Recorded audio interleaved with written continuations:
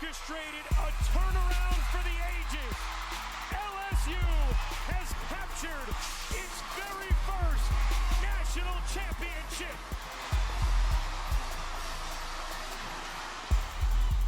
What's up, guys? Welcome back to the Mic Check Podcast. This is T-Word, the People's Champ. Thanks for tapping in.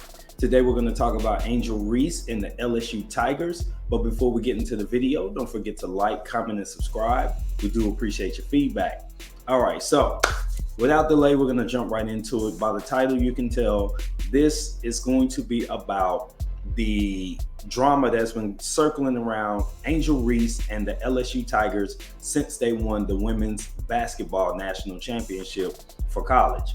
All right, so first of all, let's talk about some history of what's going on with this situation. You've got the star player for LSU, Angel Reese. You've also got the star player for Iowa and pretty much the best player in women's basketball this year, Caitlin Clark. Up to this point throughout the tournament, Caitlin Clark has been doing the John Cena "you can't see me" motion to teammates, coaches, opponents, just in general. That's been her celebratory trash talking way. In addition, there's been some incidents where she's told a player to basically look at the scoreboard and shut up. You know, your team's getting whooped. She's also neglected or decided against defending a big player, a tall player, who stepped out to the perimeter because she felt like the player had no shot of making a shot. These are things that in some people's eyes could be considered disrespectful. I'm saying that to lead into this. Some people took offense to it. Some people took issue with it. So given the opportunity to give Caitlin Clark back a little bit of what she gave out, Angel Reese, at the end of the championship game with seconds remaining, decided to follow Caitlin around a little bit, give her the "you can't see me," and also point to the ring finger, basically letting her know, hey, we about to win this game. We about to get fitted for these rings. We got you.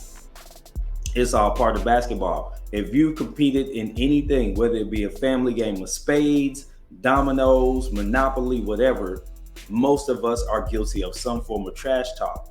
If you've competed in actual sports, especially at a higher level, on the championship level, you definitely talk some shit. That being said, this isn't normal. But what this video is about is the selective outrage that has happened since Angel Reese made this gesture. Number one, I'm going to work backwards because there's one small thing I want to address and move on to the bigger issue I have.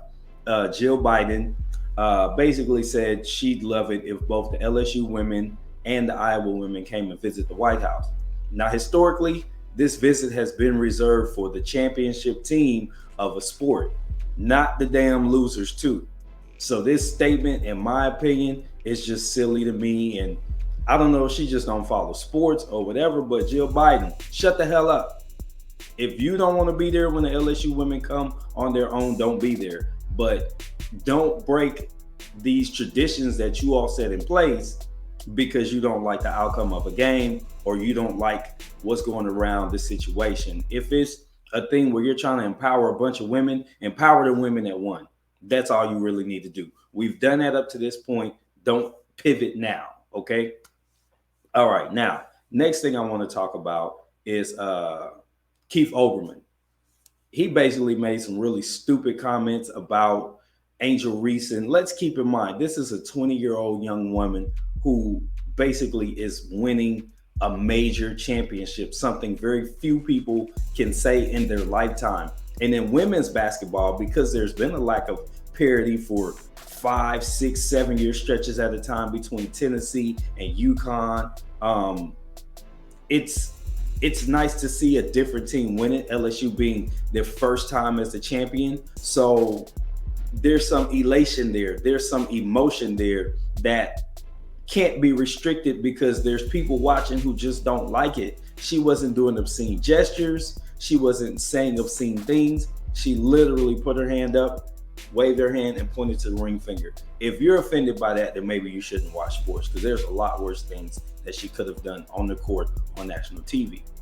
So the fact that he came out with a statement and said what he said, and I don't want to repeat it, but then he backdoored and he tried to do this BS apology where he's like, well, I don't watch hoops. I don't watch pro hoops. I don't watch college, men or women. So I spoke out of term and this and that. It's like, if you have no insight on the situation, why the hell are you talking anyway? So I just didn't understand that. And I think for a man in his 60s who's been in media all this time, you should know better. Simple and plain. You really should know better. And the way that you gave your apology, it doesn't work for us. We need you to do better.